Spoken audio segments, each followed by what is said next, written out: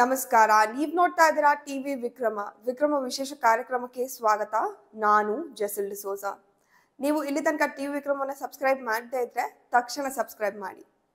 ಒಂದ್ ಕಡೆ ಮೌಲಾನಗಳು ಬೀದಿಯಲ್ಲಿ ನಿಂತು ಹೋರಾಡ್ತಾ ಇದ್ದಾರೆ, ಇನ್ನೊಂದ್ ಕಡೆ ಸುಪ್ರೀಂ ಕೋರ್ಟ್ ವಕ್ಫ್ ಬಗ್ಗೆ ವಿಚಿತ್ರ ಹೇಳಿಕೆ ಕೊಡ್ತಾ ಇದೆ. ಇದರ ನಡುವೆ ಜಗದೀಪ್ ಧನ್ಕರ್ ಅವರು ತುಂಬಾ ಸಿಟ್ಟಾಗಿದ್ದಾರೆ. ಈಗ ಅವರ ವಿರುದ್ಧ ಕ್ರಮಕ್ಕೆ ಅಟಾರ್ನಿ ಜನರಲ್ ಅವರ ಒಪ್ಪಿಗೆ ಸಿಕ್ಕಿದೆ. ಇದು ಎಲ್ಲಿವರೆಗೂ ಹೋಗಿ ತಲುಪಿದೆ? ಉಪರಾಷ್ಟ್ರಪತಿಗಳನ್ನ ಹುದ್ದೆಯಿಂದಲೇ ಸುಪ್ರೀಂ ಕೋರ್ಟ್ ಕೆಳಗಿಳಿಸುತ್ತಾ? ಉಪರಾಷ್ಟ್ರಪತಿಗಳು ಸುಪ್ರೀಂ ಕೋರ್ಟ್ನ ನ್ಯಾಯಾಧೀಶರ ಬಗ್ಗೆ ಧ್ವನಿ ಎತ್ತಿದ್ದೇ ತಡ ಒಬ್ಬೊಬ್ಬರಾಗಿ ಅವರ ಧ್ವನಿಯನ್ನ ನಿಲ್ಲಿಸುವ ಪ್ರಯತ್ನವನ್ನ ಮಾಡ್ತಾ ಇದ್ದಾರೆ. ಧನ್ಕರ್ ಅವರು ನ್ಯಾಯಾಂಗ ನಿಂದನೆ ಮಾಡಿದ್ದಾರೆ. ಇದು ಸರಿಯಲ್ಲ ಅಂತ ಕೆಲವರು ಅರಚಿಕೊಳ್ಳೋದಕ್ಕೆ ಶುರು ಮಾಡಿದ್ದಾರೆ. ಅಷ್ಟಕ್ಕೂ ಜಗದೀಪ್ ಧನ್ಕರ್ ಅವರು ಹೇಳಿದ್ದೇನು ಅದನ್ನ ಮೊದಲು ನೋಡೋಣ. ಜಗದೀಪ್ ಧನ್ಕರ್ ಅವರು ಮೊದಲು ಹೇಳಿದ್ದು ಜಸ್ಟಿಸ್ ವರ್ಮಾ ಅವರ ಬಗ್ಗೆ. ಅದೇ ಇತ್ತೀಚೆಗೆ ಮನೆಗೆ ಅಗ್ನಿಶಾಮಕರ ದಳ ಹೋದಾಗ ಕಂತೆ ಹಣ ಸಿಕ್ತಲ್ಲ ಅವರ ಬಗ್ಗೆ. ಇದರ ಬಗ್ಗೆ ನ್ಯಾಯಾಂಗ ಒಂದು FIR ಕೂಡ ದಾಖಲಿಸಲು ಬಿಡಲಿಲ್ಲ. ನಂತರ ಗೊತ್ತಾಯ್ತು ಅವರನ್ನ ಯಾವುದೋ ಬೇರೆ ಹೈಕೋರ್ಟ್ಗೆ ವರ್ಗಾವಣೆ ಮಾಡಿದ್ದಾರೆ ಅಂತ. ಈ ವಿಷಯದ ಬಗ್ಗೆ ಧನ್ಕರ್ ಮಾತಾಡಿದ್ದಾರೆ. 14th and 15th of March in New Delhi at the residence of a judge for 7 days. No one knew about it. We have to ask questions to ourselves. Is the delay explainable? Condonable? Does it not raise certain fundamental questions? In any ordinary situation, and ordinary situations define rule of law, things would have been different. It was only on 21st March, disclosure by a newspaper, that people of the country were shocked as never before.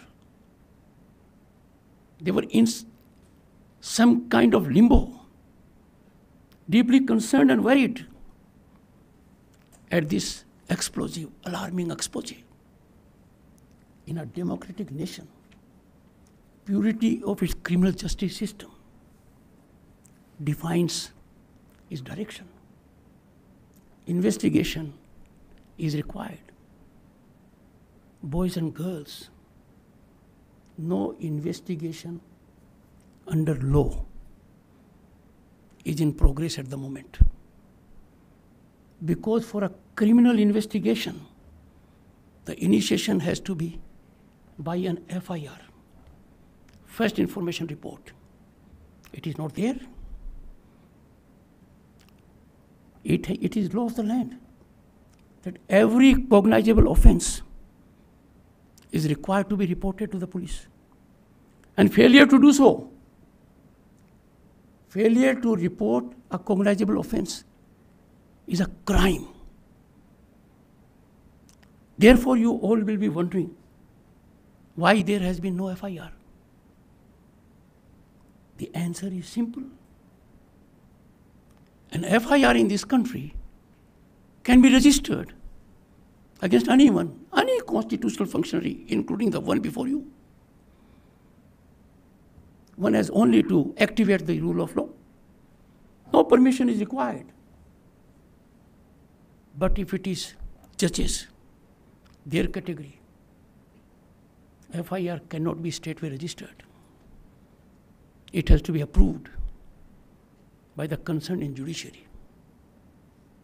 But that is not given in the Constitution. Constitution of India has accorded immunity from prosecution only to the Honorable President and the Honorable Governors. So how come a category beyond law has secured this immunity? ಎರಡನೇದಾಗಿ article 322 ನ್ಯಾಯಾಂಗಕ್ಕೆ ಪರಮಾಣು ಕ್ಷಿಪಣಿ ಅನ್ನೋದಾಗಿ ಹೇಳ್ತಾರೆ. ಮೂರನೇದಾಗಿ ನ್ಯಾಯಾಂಗದ ಮೇಲೆ ಜನರ ನಂಬಿಕೆ ಕಮ್ಮಿ ಆಗ್ತಾ ಇರೋದು. ನ್ಯಾಯಾಧೀಶರ ನೇಮಕಾತಿ ಸಂಬಂಧಿಸಿದಂತೆ ವರ್ಗಾವಣೆ ಬಗ್ಗೆ ಸಾರ್ವಜನಿಕರಲ್ಲಿ ಚರ್ಚೆ ಶುರುವಾಗಿದೆ. ದಂಕರ್ ಅವರ ಹೇಳಿಕೆಯಲ್ಲಿ ತಪ್ಪೇನಿದೆ?